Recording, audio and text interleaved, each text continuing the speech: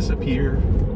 It seems like it's not very windy. Let's talk about why we're sharing the data and why that is providing value to not only to everyone that's interested, but also to future people that are interested in going electric, and probably not in a super long range car because it would be more expensive, but in the standard range plus. We're gonna go from your place to our place and back.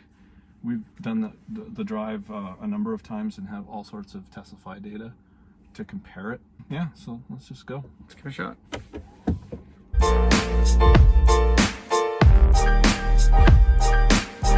Unfortunately, it wasn't as windy as we thought it would be, but we can still share this data with you so that you understand what kind of information you can share from your driving and the information that you can track in Teslafi. Well, we have the craziest weather in probably most of the world. I don't know. Well, the extremes, like it can change 20 degrees Yes. in 5 hours sometimes, I've seen. You know, wait a day and we've got different weather. Some people will joke, you can probably wait an hour and have completely different weather. It's just gonna drive like we normally would. The best time to drive a Tesla is when you have to drain the battery. And use the battery. That's the funnest part. Yeah. With Teslafly, you can log your drives and get tons of data from them. You can log your charges and get all the charging information from that as well. You can log your idles and see how much power your car is using. You can log your sleeps, how much power your car is using when it's sleeping. And you can log your expenses from all your driving. You can log any Tesla model. You can store the data in the cloud. It's a growing product, so that means the product is improving all the time. And the support is amazing. I can't tell you enough good things about the support and the help they've provided me. And then that Teslafi product is just this great product that has all this data for the lifetime that you pay for that product, which is about $5 a month or $50 a year. And it keeps all your data Right from the time you start with that plan. Okay. This is a perfect platform to store the data, and it's a pretty good platform to also share it. Like, it has some pretty good sharing features of drives. The idea that we have is that we want to share the data with people who want to move into driving an electric vehicle, or just people who already do but are curious about a specific drive or trip they want to do and they want stats on it. Data. Yes. I like what I say, and you said data. Data. Let's ask the audience. Is it data? Is it data or is it data? Data. Why do you share information with people?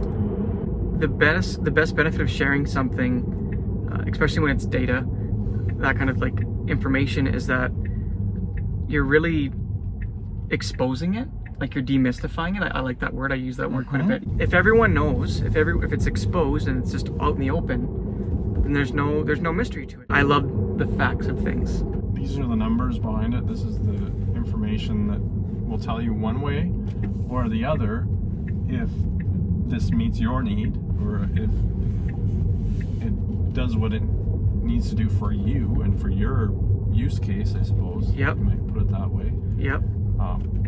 Of course, a lot of people probably are buying vehicles for, not for the 95%, but they're almost buying them for the 5%, right? Like, You're worried about the range, and you're like, okay, I need a bigger battery because when I go on a road trip, and we've talked about this before, the one time a year that you actually go on a road trip, why are you paying all that extra money to get that? It's just like when people buy homes with more and more bedrooms, you can measure, okay, this is how much more that money, how much more it costs to heat that, to clean that space, everything. So it's not just the like the cost, the initial cost, a 2-bedroom versus a 3-bedroom, but it's also heating that on the yearly, the maintenance, because it's things like light bulbs break or whatever like that. Or with a Tesla, you can get into like every nook and cranny with the data, which is pretty amazing. Because we're not saying, like, when we share the data, it's not that we're deterring people from buying a long-range battery. no. If you need the long-range battery, then buy the long-range buy battery. it. Yeah. If you have a 100-mile commute each day,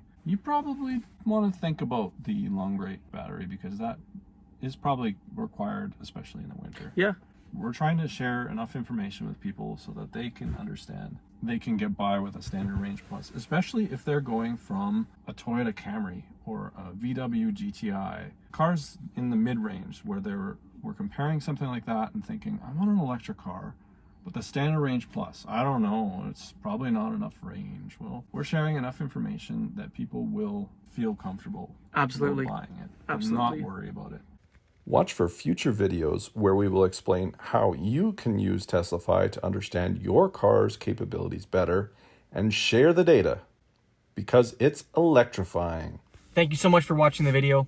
Please subscribe and share if you like the video. And if you do like it, then hit that like button and comment below any comments you have for us. And if you want to buy a Tesla, please buy a Tesla. They're awesome. Use our Tesla referral.